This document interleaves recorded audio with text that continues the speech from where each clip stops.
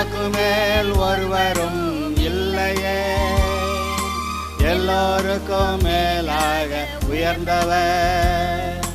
உமக்கு மேல் ஒருவரும் இல்லையே. அல்லேலூயா, அல்லேலூயா, அல்லேலூயா, ஆமென். அல்லேலூயா, அல்லேலூயா, அல்லேலூயா, ஆமென். ஒருவரால் சிருஷ்டிக்கப்படாமலே தாமாக என்றென்றும் இருப்பவர். இப்பொழுது கூட தேவன் இயேசு கிறிஸ்து மூலமாய் நமக்கு சம்பாதித்து வைத்த ரட்சிப்பு, மீட்பு என்கிற காரியங்களையும், தேவன் ஆதாமுக்கு கொடுத்ததும் அவன் இழந்து போனதும் மறுபடியும் இயேசு சிலுவையிலே சம்பாதித்து ரட்சிக்கப்பட்ட கர்த்தருடைய பிள்ளைகளுக்கு அவர் அந்த அதிகாரத்தை கொடுத்ததும் நமக்கு தெரிகிறது. இதோ பரலோக ராஜ்யத்தின் திறவுகோள்களை நான் உனக்கு கொடுக்கிறேன். நீ பூமியில் எதை கட்டுவாயோ அது கட்டப்பட்டிருக்கும், பூமியில் எதை கட்டுவாயோ அது பரலோகத்தில் கட்டப்பட்டிருக்கும், பூமியில் எதை கட்டவிழ்க்கிறாயோ அது பரலோகத்தில் கட்டவிழ்க்கப்பட்டிருக்கும் என்று இயேசு சொன்னார். அதாவது நீ என்ன சொல்கிறியோ அதை நான் பரலோகத்தில் ஏற்றுக்கிறேன் அப்படின்னு அவர் சொல்கிறாரு. இப்போ நாம் தான் நம்முடைய வாழ்க்கையை ஒழுங்குபடுத்த வேண்டிய, சரி பண்ண வேண்டிய, தேவனுக்கேற்ற விதத்தில் நம்மை ஆசீர்வாதமாக வாழ்வதற்கு நாம் நம்முடைய மனதையும் நம்முடைய வாயையும் ஒழுங்குபடுத்த வேண்டிய ஒரு அவசியத்துக்குள்ளே இருக்கிறோம். ஏனென்றால் நாம் தேவனுடைய சாயலில் இருக்கிறோம். அவர் பேசினார், உண்டாயிற்று. நாம் அவருடைய சாயலில் இருக்கிறப்ப நாம் நல்லது பேசினாலும் நடந்துருது, கெட்டது பேசினாலும் நடந்துருது. ஏன்னா தேவனுடைய சாயலிருந்து நம்ம பேசுகிறோம், அது அங்கே உண்டாகி விடுகிறது. சிருஷ்டிப்பின் வல்லமை எல்லா மனிதர்களிடத்தில் இருக்கிறது. இதை நம்ம விசுவாசிகள் பயந்து இதை சொல்லலாமா சொல்ல வேண்டாமா என்று சொல்லி தயங்கி சொல்லாமல் இருந்த காலம் போய் இப்பொழுது காரியத்தை சொல்ல வேண்டிய அவசியம், நிர்பந்தம் வருகிறது. பொதுவாக என்ன சொல்லுவோம், நீங்கள் நல்லா பேசுங்க, அப்போ உங்களுடைய வாழ்க்கை நல்லா இருக்குன்னு சொல்லுவோம். தப்பாக பேசாதீங்கன்னு சொல்லுவோம்.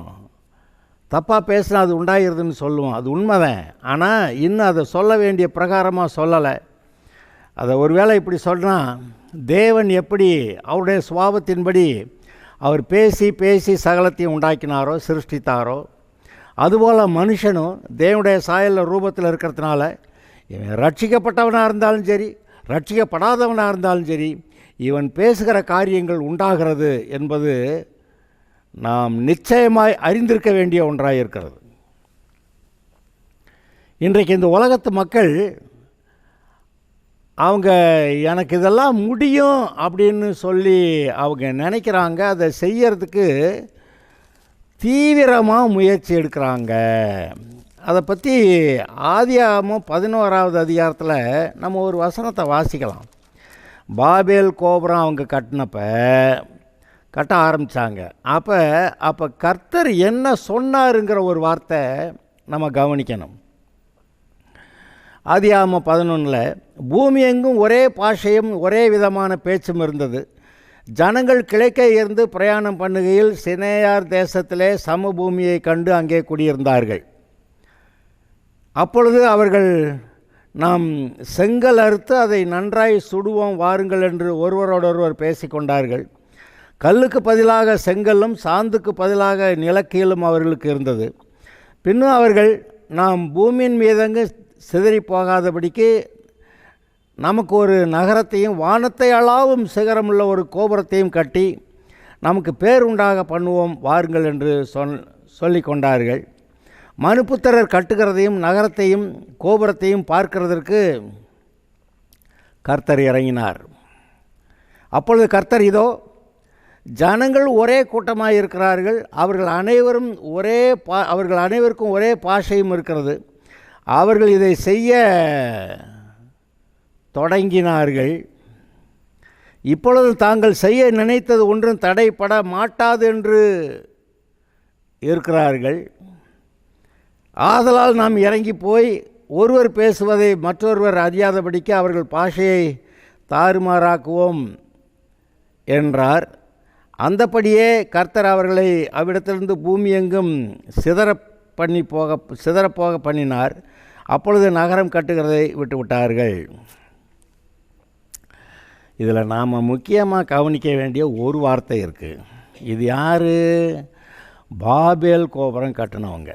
நிம்ரோது தேவனுக்கு முன்பாக பலத்த வேட்டைக்காரனாக இருந்தான் என்று சொல்லப்பட்டிருக்கிறதே, அந்த நிம்ரோது தேவனுக்கு விரோதமான ஏதோ ஆடு, சிங்கம், காடு, புலி அது எல்லாத்தையும் அந்த கரடி அதை வேட்டையாடுறவனால மனுஷர்களை வேட்டையாடுகிறவனாக இருந்தான் என்று நாம் அதை புரிந்து கொள்ள வேண்டும். தேவனுடைய சாயலில் ரூபத்தில் இருந்த மனுஷனை வெட்டி கொல்கிற யுத்தங்கள் அங்கே தான் ஆரம்பிச்சிச்சு.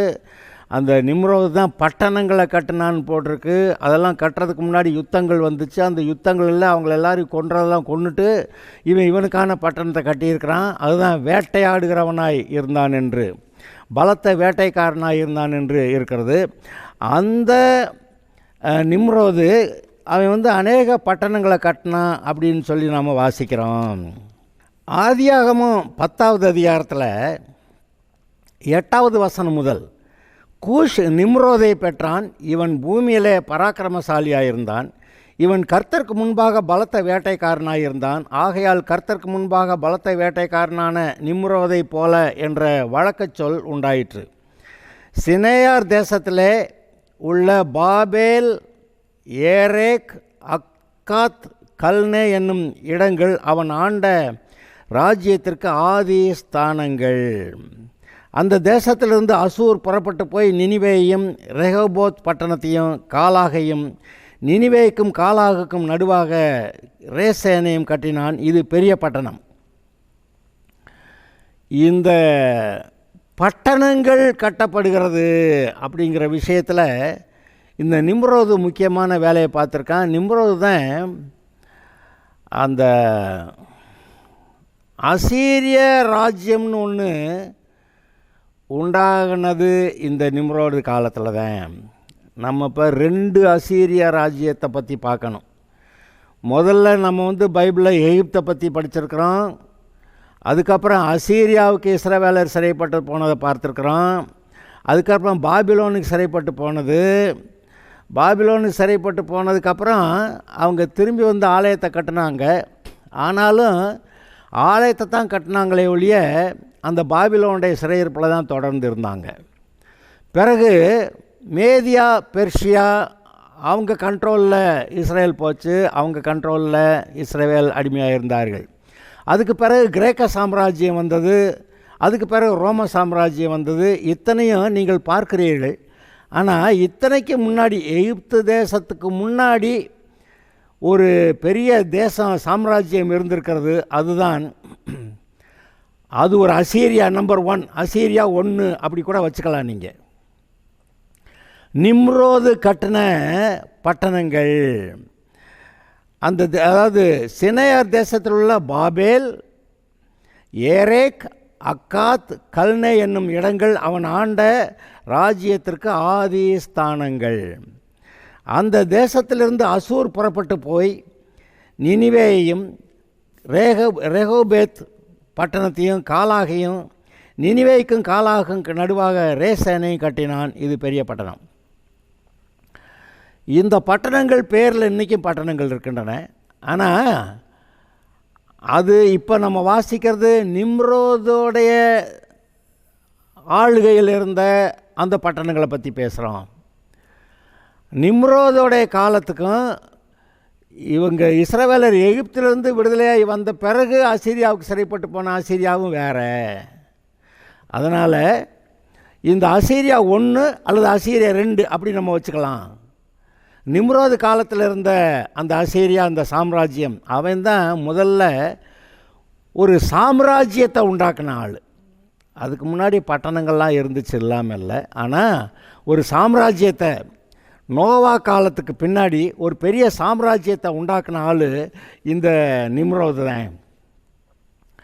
இவன் வந்து தேவனுக்கு முன்பாக பலத்த வேட்டைக்காரனாக இருந்தான்னா ஜனங்களை வேட்டையாடுற ஆள், கொன்னுட்டு தன்னுடைய கண்ட்ரோலில் வைக்கிற ஆள். இன்றைக்கும் பாருங்கள், கெடுபிடியான சட்டங்கள் இருக்க இடங்களில் தான் ஜனங்கள் அடங்கி இருக்கிறாங்க. அந்த சட்டங்கள் வந்து செயல்படலைன்னாக்க ஒருத்தர் இந்த சட்டங்களுக்கு கீழ்ப்படியறதில்ல, எல்லாம் அவனவன் தன் தன் பார்வைக்கு சரிப்பானபடி செய்து வந்தான் அப்படிங்கிற கதைக்கு போயிடுது.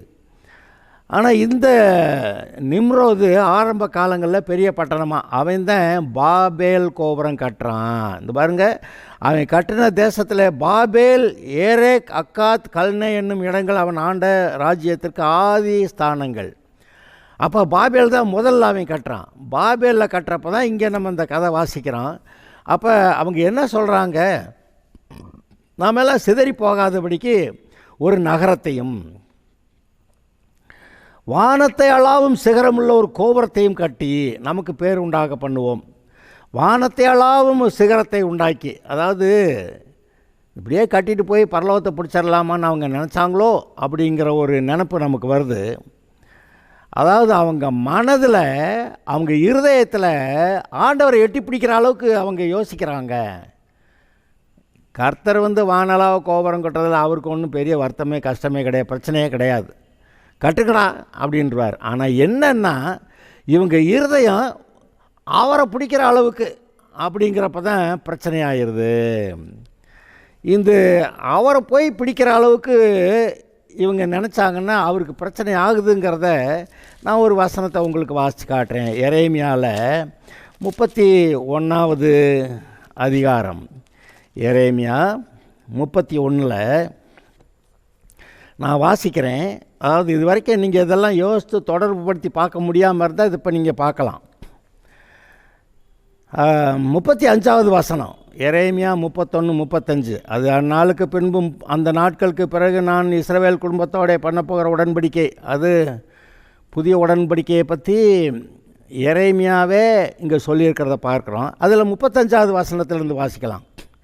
சூரியனை பகல் வெளிச்சத்துக்காகவும் சந்திர நட்சத்திர நியமங்களை ரா வெளிச்சத்துக்காகவும் கட்டளையிட்டவரும், அலைகள் கொந்தளிக்கத்தக்கதாக சமுத்திரத்தை குலுக்குகிறவரும், சேனைகளின் கர்த்தர் என்கிற நாமமுள்ளவராகிய கர்த்தர் சொல்லுகிறது என்ன? இப்போ கர்த்தர் சொல்கிறது என்ன? அதான், இந்த நியமங்கள் எனக்கு முன்பாக இல்லாதபடிக்கு ஒளிந்து போனால், சூரிய சந்திர நியமங்கள் இல்லாமல் ஒளிந்து போனால், அப்பொழுது இஸ்ரவேல் சந்ததியும் எனக்கு முன்பாக என்றென்றைக்கும் ஒரு ஜாதியாயிராதபடிக்கு அற்றுப்போகும் என்று கர்த்தர் சொல்லுகிறார். இது ஏன் இப்போ சொல்கிறாரு? இஸ்ரவேல் ஜனங்கள் பாபிலோனுக்கு சிறைப்பட்டு போனாங்க, திருப்பி கூட்டிகிட்டு வர்றேன்னு சொல்கிறாரு. ஆனால் ஒருத்தர் நம்புறதுக்கு ரெடி இல்லை. அப்படியா கூட்டிகிட்டா வந்துடுவார்? பாபிலோனில் சிறைப்பட்டு அது எவ்வளோ பயங்கரம். இவங்க ஏற்கனவே ஒரு தடவை எகிப்தில் சிறைப்பட்டு இருந்து பார்வோனோட எப்படி இருந்து எப்படி விடுதலையாக முடியும் அப்படின்னு மலைச்சு போய் உட்காந்துருந்த ஆளுங்க, இப்போ அதை விட பயங்கரமாக இருக்குது இந்த பாபிலோன். இதிலேருந்து அதெல்லாம் லேஸ்பட்ட காரியம் இல்லைங்க அப்படின்னு சொல்லி இஸ்ரவேல் ஜாதி இல்லாமல் அழிஞ்சே போயிருங்க அப்படி பேச ஆரம்பிச்சிட்டாங்க. அப்படி இஸ்ரவேல் ஜாதி ஒன்று இல்லாமல் போயிரும்னு அவங்க பேச ஆரம்பித்த பிறகு தான் கர்த்தர் இந்த வார்த்தையை சொல்கிறாரு. சூரியனை, இந்த நியமங்கள், சூரிய சந்திர நியமங்கள் எனக்கு முன்பாக இல்லாதபடிக்கு ஒழிந்து போனால், அந்த சூரிய சந்திர நட்சத்திரம்லாம் வச்சனே அது இல்லாமல் ஒழிஞ்சு போனாதான் இஸ்ரவேல் சந்ததியும் எனக்கு முன்பாக என்றைக்கும் ஒரு ஜாதியாயிராதபடிக்கு அற்றுப்போம் என்று கர்த்தர் சொல்லுகிறார். இதை எந்த கண்ணோட்டத்தில் நீங்கள் பார்ப்பீங்க? தேவனுக்கு ஒரு பெரிய சத்ரு ஒருத்தன் இருக்கிறான். அந்த சத்ரு தான் ஆதாமை பாவம் செய்ய வச்சு இப்படி இவ்வளவு கேடான நிலைமைக்கு கொண்டு வந்து, முதல்ல எகிப்துக்குள்ள அடிமை, அப்புறமேல் அசீரியாவுக்கு அடிமைப்பட்டு போனது, இப்போ பாபிலோனுக்கு அடிமைப்பட்டு போனது, இப்போ வந்து திரும்பி வர்றதுக்கு வாய்ப்பே இல்லைங்கிற மாதிரி அவன் ஒரு பயங்கர பிசாசுடைய ஆளுகை. மற்ற ராஜ்யங்கள் இஸ்ரவேலர் ஆளும்போது அதான் சொல்லணும், பிசாசுடைய ஆளுகை மற்ற ராஜ்யங்கள் மூலமாக இருந்துச்சுங்கிறத. அப்போ இவர் என்ன பண்ணுறாரு, 70 வருஷம் கழித்து இஸ்ரவேலரை நான் பாபிலோன்னு திருப்பி கூட்டி வருவேங்கிறாரு. ஆனால் ஒருத்தர் நம்புறதுக்கு ரெடி இல்லை. இதெல்லாம் நடக்கிற காரியமா அப்படின்னு சொல்லிகிட்டு இருக்கிறப்ப அவர் என்ன சொல்கிறாரு, ஏண்டா இதெல்லாம் நடக்க முடியாமல் தடுக்கிறது யார்? பிசாசு. இவங்களை இஸ்ரவேல் ஜனங்களை பாபிலோன்லேருந்து நான் திருப்பி கூட்டி வருவேன் அப்படிங்கிறத வர முடியாதபடி பண்ணணுங்கிறது பிசாசோடைய நோக்கம். அதை இவங்க நம்புகிறாங்க. இப்போ இதை பிசாஸ் சொல்கிறத நம்புகிறவங்கள்ட்ட இவர் பேசிக்கிட்டு இருக்கிறார். ஏண்டா நான் பெரிய ஆளா பிசாசு பெரிய ஆளா? இப்போ ஒரு போட்டி வச்சுக்கலாம். இப்போ இஸ்ரவேல் ஜனங்கள் ஒன்றுமில்லாத ஒளிஞ்சு நாசமாக போகணும்னா நான் இப்போ சொல்கிறேன், நான் தானே சூரிய சந்திர நட்சத்திரங்கள்லாம் உண்டாக்குனேன். நான் உண்டாக்குன சூரிய சந்திர நட்சத்திரங்களையெல்லாம் இந்த பிசாசு அழிச்சிருவேன்னா அதுக்கப்புறம் இஸ்ரவேல் ஜனங்களை அழிக்கிறதுக்கு பேசட்டும். அதான் அங்கே பேச வர்றாரு. இந்த சூரிய சந்திர நியமங்கள் எனக்கு முன்பாக இல்லாதபடிக்கு ஒளிந்து போனால் இந்த பிசாசு அதை ஒழித்துருவேன்னா அப்பொழுது இஸ்ரவேல் சந்ததி எனக்கு முன்பாக என்றென்றைக்கும் ஒரு ஜாதியாயிராதபடிக்கு அற்றுப்போம் என்று கர்த்தர் சொல்லுகிறார். அடுத்த வரியை கவனிங்க, இது இன்னும் ரொம்ப மோசமானது. இதைத்தான் இப்போ அடுத்த வரியைத்தான் நம்ம அந்த பாபேல் கோபுரம் கட்டுற விஷயத்துக்கு நம்ம கனெக்ட் பண்ண போகிறோம். கர்த்தர் சொல்லுகிறது என்னவென்றால், மேலே இருக்கிற வானங்கள் அளக்கப்படவும் கீழே இருக்கிற பூமியின் அஸ்திபாரங்கள் ஆராயப்படவும் கூடுமானால், பூமிக்கு அஸ்திபாரம் இது அந்தரத்தில் தொங்கிட்டு இருக்குது. ஆனால் இதோட அஸ்திபாரங்கள் ஆராயப்படவும் கூடுமானால் நான் இஸ்ரவேல் வம்சத்தார் அனைவரையும் அவர்கள் செய்த எல்லாவற்றின் நிமித்தமும் வெறுத்து விடுவேன் என்று கர்த்தர் சொல்லுகிறார். இது என்னது? வானத்தை அளந்துருவேன்னா, பூமியோட அஸ்திபாரத்தை ஆராய்ஞ்சிருவேன்னா, அப்போ தேவன் ஆராய முடியாதுங்கிறது ஆராயிறதுங்கிறது, ஆராய்ஞ்சு பார்க்குறேங்கிறது. நான் கடவுள் என்ன செஞ்சார் நான் கண்டுபிடிச்சிப்படுறேன் அப்படின்னு சொன்னால் கண்டுபிடிக்க முடியாது. இப்போ ஆகாயத்துக்கு எவ்வளவோ சொல்கிறாங்க, இத்தனாவது லட்சம் கோடி வெளிச்ச வருஷ தூரங்கள், லைட் இயர் டிஸ்டன்ஸ். அதுக்கு அங்கிட்டு ஒரு நட்சத்திர கூட்டத்தை கண்டுபிடிக்கிறேன்னு சொல்கிறானே ஒழிய அதுக்கு முடிவு ஒன்று இருக்கிறதான்னு சொல்லலை. இப்போ இன்னும் கொஞ்சம் பேர் கதை விட்டுக்கிட்டு இருக்கிறாங்க, இவ்வளவு லைட் இயர் டிஸ்டன்ஸ்க்கு அப்புறம் முடிவு இருக்கும் அப்படின்னு சொல்லிக்கிட்டு தர்றாங்க. ஆனால் இங்கே என்ன சொல்லியிருக்கு? மேலே இருக்கிற வானங்கள் அளக்கப்படவும் கீழே இருக்கிற பூமி அஸ்திபாரங்கள் ஆராயப்படவும் கூடுமானால் அப்போ நான் இவங்களை அழிச்சிருவேங்கிறார்.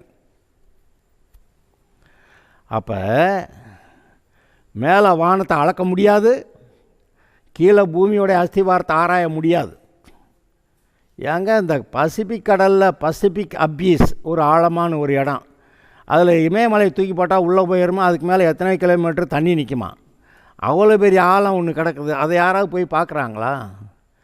அதை போய் பார்க்க முடியல, அதை ஆராய்ச்சி பார்க்க முடியல. ஏதோ ஒருத்தவனு கீழே போய் பார்த்துட்டு அது ரொம்ப பயங்கரமான இடம்னு சொல்லிட்டு வந்திருக்கிறான். அதில் சமயத்தில் அதெல்லாம் உடஞ்சி போகுது, இவங்க போகிற அந்த இதெல்லாம் உடஞ்சி போகுது. அதனால் ஆராய்ச்சி பார்க்க முடியலை. இந்த பசிபிக் ஆழத்தையும் ஆராய முடியல. பூமியோடைய அஸ்திபாரத்தை அவன் ஆராய்ஞ்சிருவான். பூமி அந்தரத்தில் தொங்கிட்டு இருக்கு, அது பாதையில் அது போய்கிட்டு இருக்குது. அது பாதையில் சூரியன் சுற்றி வருதுன்னு நினைக்கிறான். சூரியனே எங்கேயோ போய்கிட்டே தான் இருக்குது. அப்போ சூரியன் போகிற பக்கமெல்லாம் இது போய்கிட்டு அங்கங்கே சுற்றிக்கிட்டே அங்கே போய்கிட்டு இருக்குது. இது ஒரு பால்வழி மண்டலத்தில் இருக்குதுன்றான். இந்த பால்வழி மண்டலமும் ஒரு இடத்துல அது வாட்டுக்கு எங்கேயோ போய்கிட்டே கிடக்குது. அப்புறம் இதெல்லாம் பார்க்கும்போது இவ்வளவு பால்வழி மண்டல நட்சத்திரங்கள், அப்போ பக்கத்தில் இருக்க இன்னொரு அந்த நட்சத்திர கூட்டம், அதெல்லாம் பார்க்கும்போது அதாவது இது போல் பால்வழி மண்டலங்கள் நிறையா இருக்குது. கொடாகொடியான பால்வழி மண்டலங்கள். இதெல்லாம் தாண்டி அங்கே இன்னும் அந்த ஆகாயம் இன்னும் விரிவடைந்து கொண்டே போகுதுன்னு தான் சொல்கிறான். அதனால தான் ஆராய்ச்சி பார்க்க முடியாது. இவர் சொல்கிறாரு, இது ஆராய முடியும்னா, அளந்து பார்ப்பேன்னா, கீழே இருக்கிற பூமியோடைய அஸ்திபாரத்தை ஆராய்வேன்னா, அப்போ என்னவே அளந்துட்டேன், நான் எம்பிட்டு உயரம்னு அளந்துட்டானா, நான் இவ்வளவு உயரம், நான் இவ்வளவு வல்லமையானாலும் இவ்வளவு தான், அதுக்கு மேலே ஆண்டவர் ஒன்றும் இல்லை அப்படின்னு சொல்கிற அளவுக்கு என்னை ஆராய்ஞ்சிருவானா? அப்படி ஆராய்ஞ்சிட்டான்னா அப்போ நான் இவங்களை அழிச்சிருவேன். இந்த ஆராய்ச்சியை உண்டு பண்ணுறதே ஒரு விதத்தில் தேவனே அளந்து பார்க்குற அளவுக்கு, தேவனே எவ்வளோ பெரியவர்னு அளந்து பார்த்துட்றேன் அப்படின்னு சொல்கிற அளவுக்கு அளக்கிற அந்த புத்தியே பிசாசுடைய புத்தி. இப்போ கர்த்தர் அற்புதம் செய்கிறாரு, அதெல்லாம் பார்த்து என்ஜாய் பண்ணி கர்த்தருக்கு நன்றி சொல்லலாம். ஆனால் கர்த்தர் எவ்வளோ பெரிய ஆள்னு அளந்து பார்த்து அவர் இவ்வளோ உயரம், அவர் இவ்வளவு வெயிட்டு, அவர் இவ்வளோ தான் செய்ய முடியும், இதுக்கு மேலே செய்ய முடியாது, இப்படி எதையாவது அவரை பற்றி அளந்து சொல்லக்கூடிய ஒரு புத்தி அளக்கிறதுக்கு முயற்சி பண்ண வைக்கிறது பிசாசு. அப்படியே அவன் அளந்துட்டான்னா, அப்படியே சூரிய சந்திர நட்சத்திர நியமங்கள் என்னை விட்டு நீங்கும்னா, பிசாசு அதை நீக்கிவிட்டு தான் என்கிட்ட வந்து இந்த இஸ்ரவேல் ஜனங்களை மீட்க முடியாதபடி தடுக்கணும். 70 வருஷத்தில் அவங்கள மீட்டு கொண்டு வருவேன்றாரு. எரேமியாட்ட சொல்லி நீ அங்கே ஒரு நிலத்தை வாங்குன்றாரு. என்ன ஆண்டவரே, எல்லாம் சிறைப்பட்டு போய் கிடக்கிற நேரத்தில் நிலத்தை வாங்குன்றீங்க, நான் எல்லாத்தையும் கூட்டி வருவேன்டா அப்படி சொல்லிட்டு நிலத்தை வாங்குன்றாரு. அந்த எரேமியா அவன் சொந்தக்காரன் நிலத்தை ஒன்று வாங்குறேன், பத்திரம் பதிகிறேன், நகல் எடுத்து ஒரு பாத்திரத்தில் போட்டு மூடி வச்சான்னு போட்டிருக்கு. அப்போ நிச்சயமாக கூட்டி வர்றேங்கிறாரு. மக்கள் நம்புறதுக்கு ரெடி இல்லை. அப்போ தான் சொல்கிறாரு, இந்த வானங்கள் சூரிய சந்திர நட்சத்திரங்களால் அளக்கப்பட முடிஞ்சால் அளந்தா, அல்லது வானம் சூரிய சந்திர நட்சத்திரத்தை அழிச்சிட்டான்னா அதுக்கப்புறம் தான் பிசாசு நான் இந்த இஸ்ரவேல் ஜனங்களை திருப்பி கூட்டி வர்றதை பற்றி தடை செய்கிறத பற்றி அவன் பேசலாம் அப்படின்னு சொல்ல வர்றாரு. இந்த வசனம் மேலே இருக்கிற வானங்கள் அளக்கப்படவும் கீழே இருக்கிற பூமியின் அஸ்திவாரங்கள் ஆராயப்படவும் கூடுமானால், இந்த வசனத்தை வார்த்தையை ஏன் அவர் சொல்கிறாரு? இந்த புத்தி இவனுக்கு அப்படி இருக்குது. அந்த புத்தி எங்கே வெளிப்பட்டுச்சுன்றீங்க? பாபேல் கோபுரம் கட்டுறப்ப அந்த புத்தி வெளிப்பட்டிருக்குது. அதில் என்னது?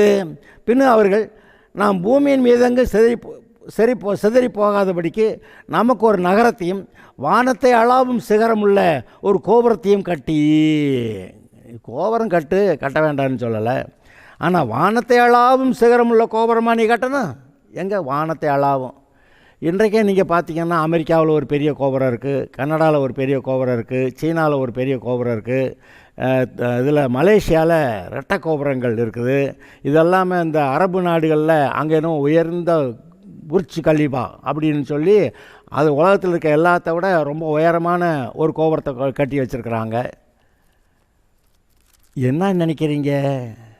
மனுஷர் எல்லாருக்கும் கோபுரம் கட்டணும், பெரிய கோபுரம் கட்டி பேர் உண்டாக பண்ணணும். இப்போ புர்ஜ் கலீஃபா கட்டினதை விட்டு ஒருத்தன் என்ன அதை விட உயரமாக கட்டுறேன்னு சொல்லிக்கிட்டு இருக்கிறான். அப்போ எதுக்கு நமக்கு பேர் உண்டாக பண்ண? எதுக்கு? வானலாவ அது பரலோகத்தில் எட்டி பிடிக்கிற மாதிரி, கர்த்தரை எட்டி பிடிச்சிடுற மாதிரி இவங்க இருதயம். அதாவது முடியாது, அது வேறு. ஆனால் இவங்க இருதயத்தை பாருங்கள். அப்போ அந்த பாபேல் கட்ட ஆரம்பித்தப்ப அவங்களுக்கு செங்கல் நிலக்கல்லாம் இருந்ததை வச்சு கட்டிடலான்னு வானலாக கட்டுவேன்னு சொன்னது அங்கே தான் கர்த்தருக்கு பிரச்சனை. ஏன்னா என்னையை பிடிக்கிற அளவுக்காடா நீ இதை கட்டலான்னு பார்க்குற அப்படின்ட்டு தான் அவர் பாஷையை தாறுமாறாக்குனார். அவன் செங்கல் எடுத்து கொடுன்னா இவன் சார்ந்து எடுத்து கொடுக்குறேன், இதை இங்கே கொண்டு வான்னா அதை எடுத்து கீழே போடுறான். அவனுக்கு விளங்கலை, பாஷையெல்லாம் கெட்டு போச்சு. அதனால் எல்லா ஜனங்கள்லாம் செதறி போயிட்டாங்க. பாபேல் கோபுரம் கட்டுறது நின்று போச்சு. என்ன சொல்கிறாரு இவர்? ஜனங்கள் ஒரே கூட்டமாய் இருக்கிறார்கள், அவர்கள் அனைவருக்கும் ஒரே பாஷையும் இருக்கிறது. அவர்கள் இதை செய்ய தொடங்கினார்கள். எதை? வானலாவ கட்டலான்னு செய்ய தொடங்கியிருக்காங்க. கட்ட முடியாது, ஆனால் இருதயம் மேட்டிமைப்பட்டு அப்படி கட்டிடலான்னு நினைக்கிறாங்க. இதை செய்ய தொடங்கினார்கள். இப்பொழுதும் தாங்கள் செய்ய நினைத்தது ஒன்றும் தடைபட மாட்டாது என்று இருக்கிறார்கள். அவங்களுக்கு இருக்க விசுவாசத்தை பாருங்கள். பாபேல் கோபுரம் கட்டினவனுக்கு இருந்த விசுவாசத்தை என்னென்னா, இது ஒன்றும் தடைபடாது, எட்டிடலாம், பிடிச்சிடலாம், கழுதே அங்கே போய் வானலாவை கர்த்தரை பிடிக்கிற அளவுக்கு கட்டிடலாம் அப்படின்னு அவங்க நினச்சிருக்கிறாங்க. நம்பவும் செஞ்சுட்டாங்க. அதான் கர்த்தர் பார்த்தார், இவங்க இருதயம் ஒன்றும் சரியா இல்லை அப்படின்னு பாஷையை தாறுமாறாக்கி விட்டாருன்னு நம்ம அங்கே பார்க்குறோம். இந்த நிம்ரோது தான் ஆதி காலத்தில் இருந்த அந்த பாபேல் கோபுரத்தை கட்டினவன். அவங்க இருதயம் பயங்கர பெருமை பிடித்தது. நான் இப்போ சொன்னேன், அசீரியா ராஜ்யத்துக்கு இந்த நிம்ரோது பாபேல் கட்டினானே அதுதான் முதல் பட்டணமாக இருந்துச்சு. அதை தான் நிம்ரோது கட்டின அசீரியா 1. அப்புறமேலு பின்னாடி வந்த அசீரியர்கள் கட்டினது அசீரியா 2 அப்படி சொல்லணும்னு சொன்னேன். இப்போ முதல்ல இருந்த அசீரியா, அது நிம்ரோது கட்டின அந்த ராஜ்யம், பெரிய ராஜ்யம், அநேக பட்டணங்கள் அதெல்லாம் ஆண்ட இந்த அசீரியர்களை பற்றி தான் ரொம்ப கொடுமையானவர்கள்னு பைபிளில் எழுதியிருக்கு. மூக்கை அறுத்துப்பிடுவாங்களாம், விடுவாங்களாம். மூக்கை அறுத்தா எவ்வளோ அசிங்கமாக இருக்கும். மற்ற எல்லாம் இருக்கட்டும், மூக்கை மட்டும் அறுத்தா போதும், முகம் எவ்வளோ அசிங்கமாக மாறிடும் தெரியுமா? அதெல்லாம் அப்படியெல்லாம் செஞ்சு இந்த சிறைப்பட்டவர்களை நிர்வாணமாக அவங்க ராஜ்யத்துக்கு அழைச்சிட்டு போய் அங்கே கொடுமையாக வேலை வாங்கி அடிமை வேலைக்காக வைத்து கொண்டார்கள். ஏங்க இத்தனை பட்டணங்களை கட்டினான்னு போட்டிருக்க, பாபேல் வாசிக்கிறேன். பாபேல், ஏரேக், அக்காட், கல்னே என்ற இடங்கள் அவன் ஆண்ட ராஜ்யத்துக்கு ஆதி ஸ்தானங்கள். அந்த தேசத்திலிருந்து அசூர் புறப்பட்டு போய் நினிவேயையும் ரெஹபேத் பட்டணத்தையும் காலாகையும், நினிவேய்க்கும் காலாகுக்கு நடுவாக ரேசேனையும் கட்டினான். இது பெரிய பட்டணம். இதெல்லாமல் இன்னும் நிறையா பட்டணங்களை கட்டிடுறாங்க. கட்டணம்னாக்க வேலைக்கு ஆள் வேணும்ல. அப்போ எங்கேயெல்லாம் போய் யுத்தம் பண்ணி ஆட்டில் அடிமையாக பிடிச்சிட்டு வர்றாங்களோ அவங்க வச்சு தான் வேலைக்கு வச்சுருப்பாங்க. இன்றைக்கும் ஒரு கொடுமையான காரியம் நடந்தது, இன்றைக்கும் இருக்குது. ஆனால் அந்த ஆப்பிரிக்க நீக்ரோக்களை ஒரு காலகட்டத்தில் பிடிச்சிட்டு போய் அடிமை சந்தையில் இங்கிலாந்து தேசத்துலேயும் அமெரிக்க தேசத்துலேயும் அடிமை சந்தைகளில் விற்றாங்கன்னு. இது ஆயிரக்கணக்கான வருஷத்துக்கு முன்னாடி இல்லை, இப்போ ரீசண்டாக. அப்போ இவ்வளவு பேரை விற்று அடிமைகளாக்கி அங்கே அவங்க தங்களுடைய வேலைகளுக்கெல்லாம் வச்சுக்கிட்டாங்க. ரோமர்கள் இஸ்ரவேலரை அடிமையாக சிறைப்பிடித்து போய் அங்கே பல ஆயிரக்கணக்கான ஜனங்கள் சுற்றி அங்கே பெரிய கட்டடத்தில் அங்கே உட்கார்ந்து மைதானத்தில் நடக்கிற காரியங்களை வேடிக்கை பார்க்கும்படியா அதை கட்டுனாங்க. போய் பார்த்தா ஆச்சரியமாக இருக்குது. அந்த காலத்தில் இப்படியா கட்டுனாங்க அப்படின்னு ஆச்சரியப்படுகிற அளவுக்கு. ராஜா எங்கே உட்காந்துருப்பார், அவருடைய ஆட்கள்லாம் எங்கே உட்காந்துருப்பாங்க, மற்றவங்களாம் எங்கே உட்காந்துருப்பாங்க, எங்கே சிங்கம் புலியெல்லாம் கடந்து அங்கே அவுத்து விடுவாங்க, இங்கே வந்து இவங்களை கடித்து கொதறி சாப்பிட்டுட்டு போகும். எப்படி விசுவாசிகள் எல்லாத்தையும் அங்கே நடுவில் மரத்தை கட்டி வச்சு அதில் நடுவில் சுற்றி கீழே தீ போட்டு எரித்து அதெல்லாம் பார்த்து கைதட்டி கொண்டாடினாங்க. அங்கே எப்படி கிளேடியேட்டர்ஸ் சண்டைக்காரவங்களை சண்டை போட்டு ஜெயிச்சவங்க ஊராட இருக்கலாம், மற்றவங்க செத்தவன் தான் அப்படி சொல்லி அந்த கிளேடியேட்டர்ஸ் அப்படிங்கிறத உண்டாக்கி அவங்க எல்லாம் சண்டை போட வச்சு எல்லாத்தையும் வேடிக்கை பார்த்தவங்க. ரோம சாம்ராஜ்யம் எப்போ, அது இயேசு கிறிஸ்து காலத்தில் இஸ்ரவேலர் வந்து ரோமருடைய ஆட்சியில் கீழே தான் இருக்கிறாங்க. அப்போ அந்த காலங்களில் அவங்க இருந்தாங்க. அதுக்கு பிறகு தான் இந்த அதாவது கிபி 70 தான் ரோமர்கள் வந்து இஸ்ரவேல் தேசத்தை அழிக்கிறாங்க. அப்போ அழித்த பிறகு இங்கே இருக்கவங்கெல்லாம் சிறைப்பிடித்து கொண்டு போய் அங்கே அந்த கொலோசியத்தை கட்டுறாங்க.